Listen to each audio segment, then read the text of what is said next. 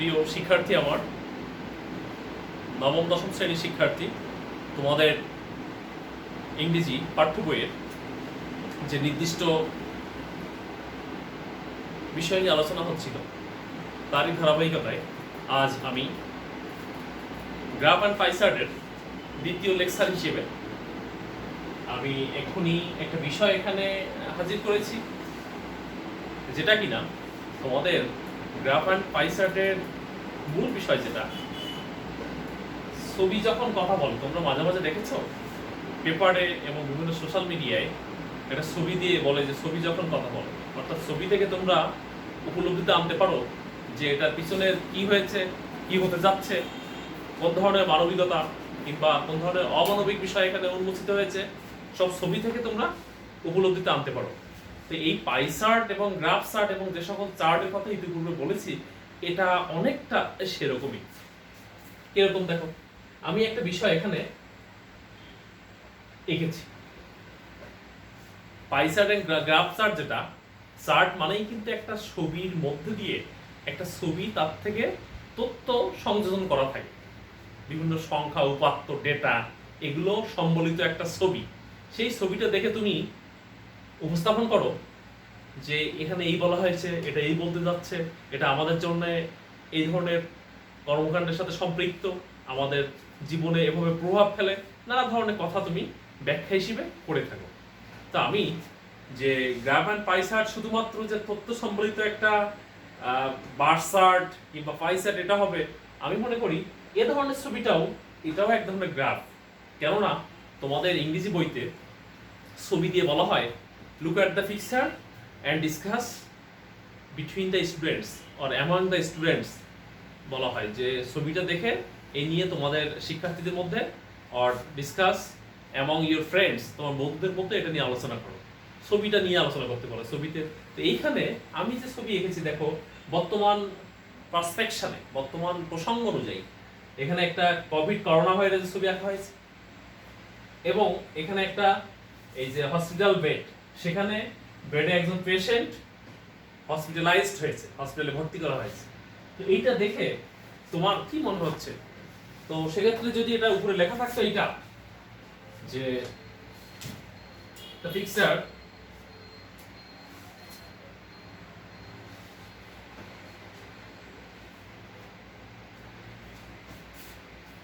picture shows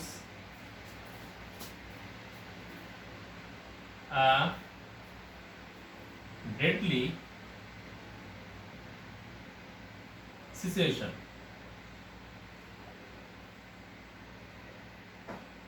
of environment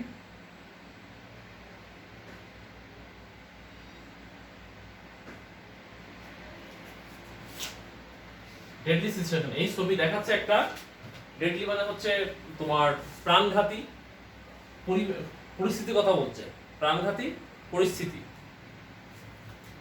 of environment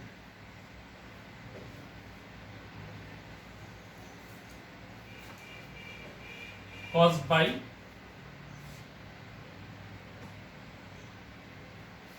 COVID-19। এইটা তোমাকে বলা হয়েছে the picture shows a deadly situations of environment, পরিবেশে একটা প্রাণঘাতী অবস্থার কথা বলছে, caused by COVID-19 এর কারণে। তো দেখো প্রাণঘাতী অবস্থা কি, COVID-19 এর কারণে মানুষ সংক্রামিত হচ্ছে, আক্রান্ত হচ্ছে, এবং তার কারণে নানা ধরনের উপসর্গ এবং শারীরিক অক্ষমতা সহ নানা ধরনের রোগে আক্রান্ত হয়ে সেই মানুষটি একসময় মৃত্যুর কোলে ঢলে পড়ছে। তো সেইটা তোমাকে এবার বলবো describe it from your own language। এবার কি বলেছে?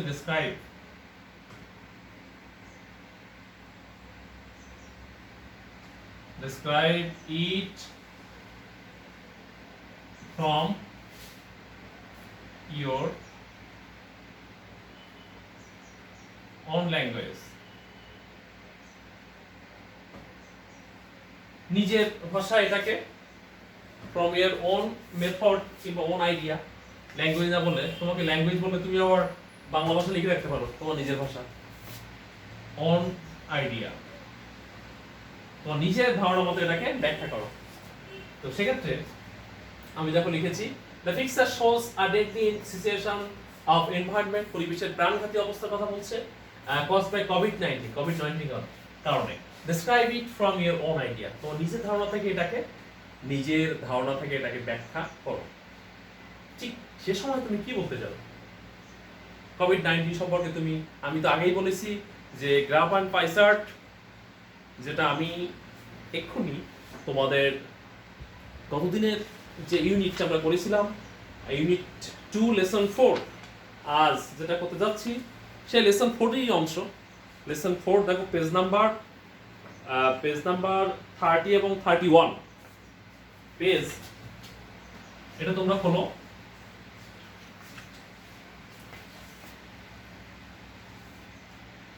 Unit 2 lesson 4, unit 2 lesson 4, sorry এখানে লেসন 5, ইউনিট 2 লেসন 5, পরেরটা 5 এর সেকশন বি এবং সেকশন সি। এখানে সেকশন বি এবং সেকশন সি, এখানে যেটা বলা হয়েছে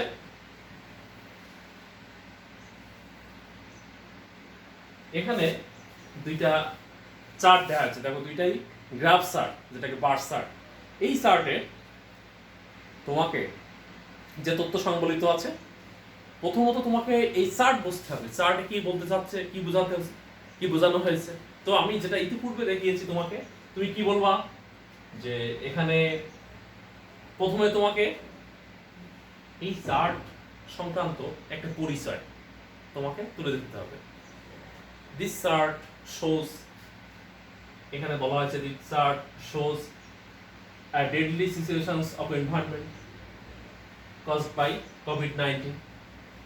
তারপরে তোমাকে এই সম্যক যে বিষয়টা নিয়ে কি বলা হচ্ছে সেটা একটা জেনারেল তথ্য, ইনফরমেশন, জেনারেল তথ্য হিসেবে কি প্রথম হচ্ছে পরিচয়, তারপর হচ্ছে এই সব বিষয় নিয়ে একটা তথ্য, তারপর হচ্ছে এর বর্ণনা, ন্যারেশন, এবং শেষে অন অপিনিয়ন, তোমার যে নিজস্ব পার্সোনাল অপিনিয়ন, নিজস্ব মতামত। তো আমি তোমাকে যখন আমি সম্যক পরিচয় বলতে যাব, যেটা কি যে রিসার্চ আফোর্ডস, এটা তুলে ধরেছে কি, এটা তুলে ধরেছে ইটস ব্যাড, এর খারাপ প্রভাব, ব্যাড কি impact on human body. This chart shows or affords a bad impact on human body for which a person is going to face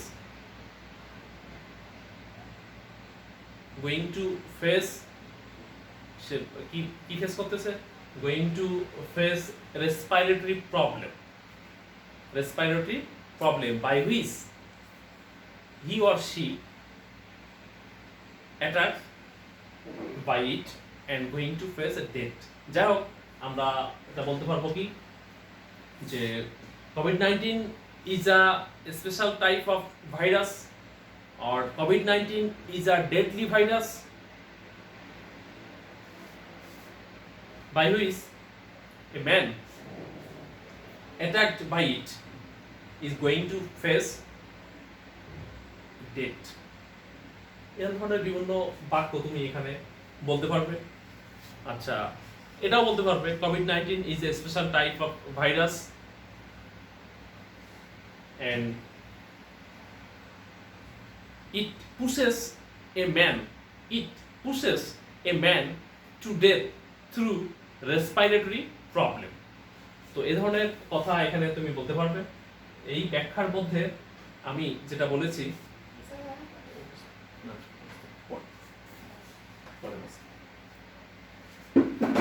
যাই হোক, আমি এই ধরনের ব্যাখ্যা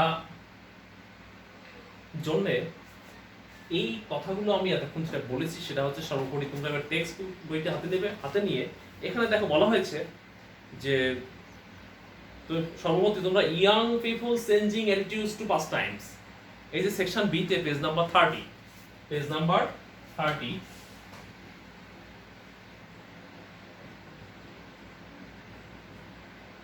পেজ নাম্বার 30, এটা তোমরা পেজ নাম্বার 30টা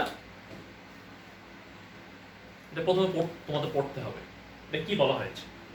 তো দেখো এখানে যে চার্ট এবং পরবর্তী চার্টে যে পাশে ইন্ডিকেট করা হয়েছে watching TV, elderly people changing attitudes to pastimes in a community, আর এর পাশে বলা হয়েছে কি young people changing attitudes to pastimes, এখানে যুবক সম্প্রদায় এবং এখানে বয়স্ক সম্প্রদায় যেটা তাদের পাস টাইম অবসর বিনোদনের যে পরিবর্তন সেটার উপরে এই দুইটা গ্রাফ চার্ট দেওয়া হয়েছে।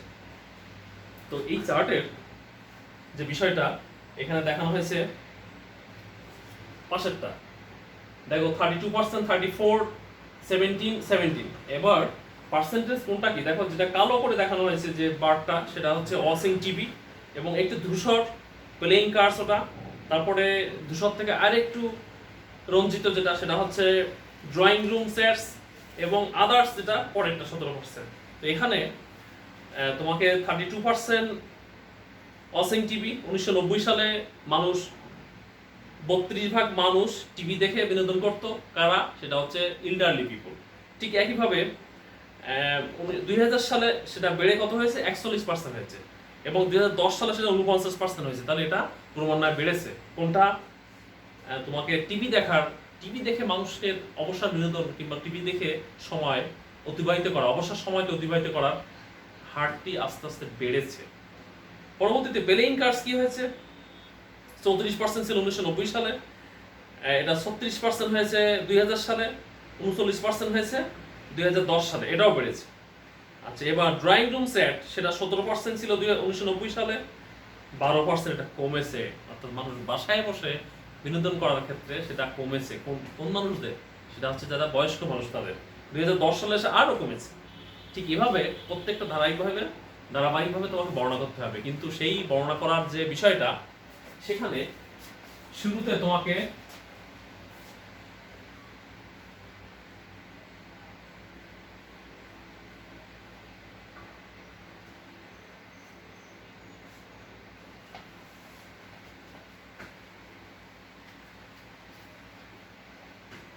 তো আগামী দিন তোমরা এই বিষয়টা পড়বে আগে।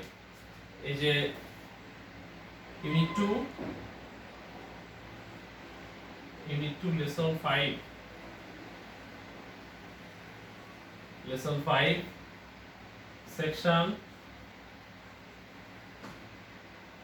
সেকশন বি এটা পড়বে এবং আর সেকশন সিটা এটা এইচডব্লিউ করে এটা পাঠাবে মেসেঞ্জারে, এটা এইচডব্লিউ থাকবে এটা। তো যাই হোক আমি আশা করব এটার যথার্থ বর্ণনাটা এখান থেকে বুঝে পাবে। বর্ণনা কিভাবে করতে হবে তোমাকে, যে ধারাবাহিকভাবে 1990 সালে ওয়াচিং টিভি এত, সেটা 2010 সালে বেড়ে এত হলো, 2000 সালে বেড়ে এত হয়েছে, 2010 সালে বেড়ে এই পর্যায়ে এসেছে। এভাবে বর্ণনা করবে তুমি। তো আশা করব আমি এই বর্ণনাটা সঠিকভাবে করার ক্ষেত্রে গত ক্লাসটি দেখে শুরুতে কিভাবে শুরু করব তোমরা এই শুরুটা এবং পরিচয়টা এবং বর্ণনা এবং পার্সোনাল অপিনিয়ন সব মিলে আমাকে লিখে পাঠাবে। ভালো থাকবে সবাই। আমি এই পরিস্থিতি থেকে সবাইকে সাবধানে থাকা এবং নিজের রক্ষার্থে যে সমস্ত কর্মকাণ্ড করা উচিত সবই করবে বলে আশাবাদ ব্যক্ত করে আজকের ক্লাস এখানে শেষ করছি। আল্লাহ হাফিজ।